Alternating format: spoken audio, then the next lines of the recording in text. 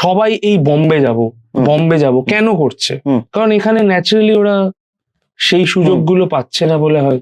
স্বাভাবিক। এইটা আমাদের ভাবার দরকার যে আমরা কেন এই জায়গাটাকেই একটা হোলসাম জায়গা মাইগ্রেন্ট হিসেবে যেরকম সকলে কেন যাবে? কেন আজকে তো একটা ফাহাদ ফাসিল বলে না যে আমি বলিউডে একটা হিন্দি ফিল্ম করবো, ওর দরকার পড়ে না, ও ভাবতেই হয় না। ও কিন্তু মালায়ালাম ফিল্মস করে অত টাকাও পায় না, পায় ডেফিনেটলি বিশাল টাকা পায়, বাট ও কিন্তু বলিউডে ফিল্ম করে হিন্দি ফিল্ম করে অনেক বেশি টাকা চার্জ করতে পারতো। স্বাভাবিক। তো it's not just about the money, it's never about the money. তুমি যখন টাকা একটা শিল্পীকে দিতে পারছো না, তখন তুমি ক্রাফটটা অ্যাটলিস্ট অফার করো।